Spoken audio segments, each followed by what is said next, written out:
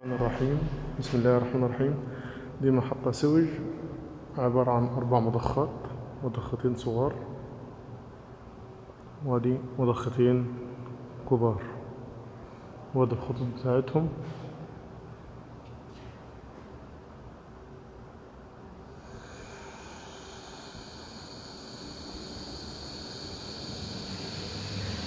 وادي عندنا مضخة هتشتغل صغيرين.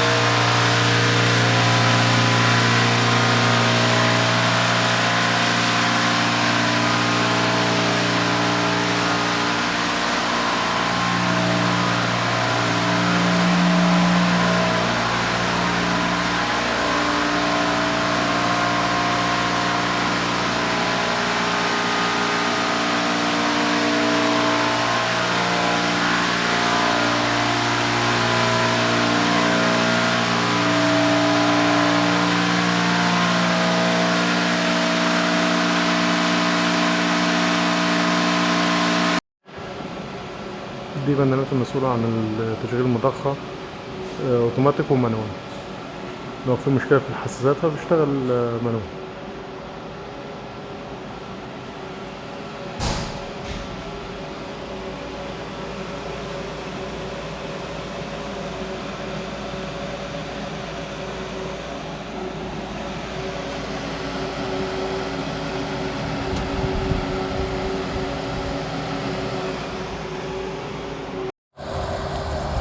ده الاودر يونت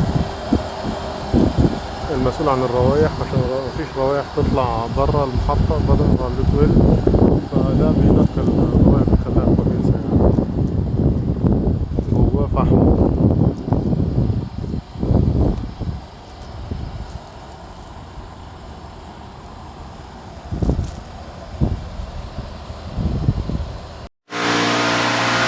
ده محبس الهواء، لو في مشكلة في المضخة بتاخد الهواء ليها من هنا.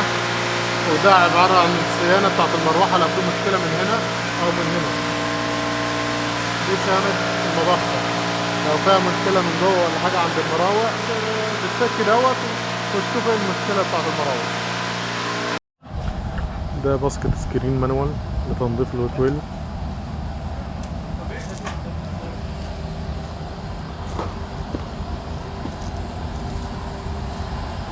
وده اوتوماتيك.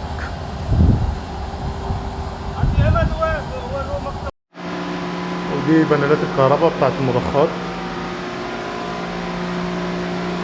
المسؤولة عن تشغيل المضخة.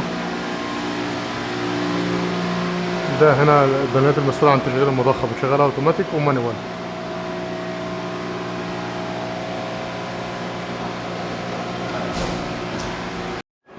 دي كرينات المضخات، لو في صيانة للمضخات الكريم بينزل يطلعها وبتعمل لها صيانة وترجع تاني.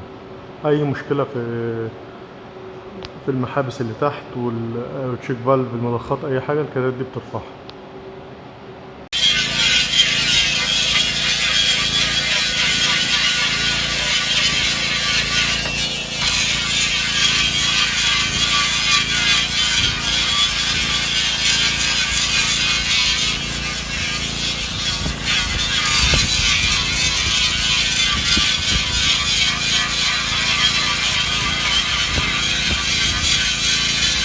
باشمهندس عامل من عندي مشغله مع الحاج منصور، غسل له ماكينه يعلمه فيها الغسيل، وبعد كده انا بسيبه وبمشي، ما عنديش استعداد اقف له. مهندس محمد السلام عليكم. دلوقتي احنا فكينا الماكينه بشكل كامل علشان نقدر نشتغل تمام. اللهم صل على رسول الله. فصلنا الموتور، ادى الريتيرن بتاعه وادى السبلاي بتاعه وادى الريتيرن بتاعه. طبعا احنا فاصلينهم هنا خالص اهوت، الموتور ما عادش له علاقه باي شغل تمام. ووصلنا الريتيرن بالريتيرن وادى السبلاي زي ما هو داخل على الماكينه، وبدانا نشحن بغاز الغسيل علشان خاطر نشحن الماكينه بتاعتنا ونعرف مشكلتنا فين ان شاء الله بعد ما نسيب الغاز ده فيها ساعتين 3 4 على قد ما نقدر يعني. كل ما كان اطول كل ما كان احسن. تمام. وهذا شكل الماكينه بتاعتنا والفشكله اللي معموله فيها.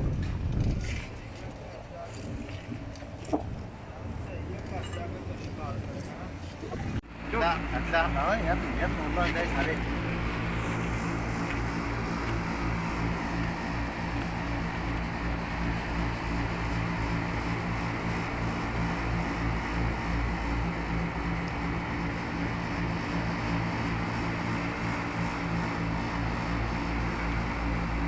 हाँ कहते हैं हाँ वीडियो बना वीडियो हो गया नहीं सादा वीडियो रख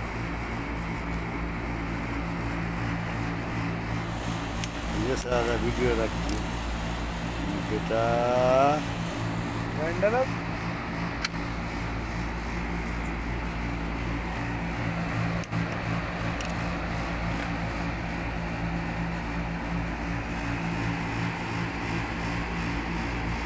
صار فيديو وطيها شوي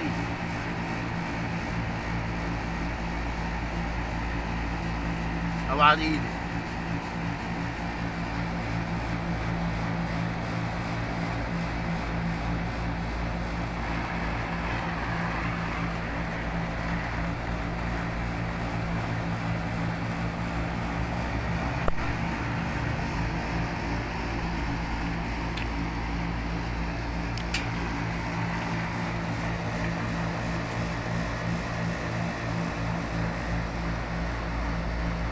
اطلع شوي يا سماح. ايوه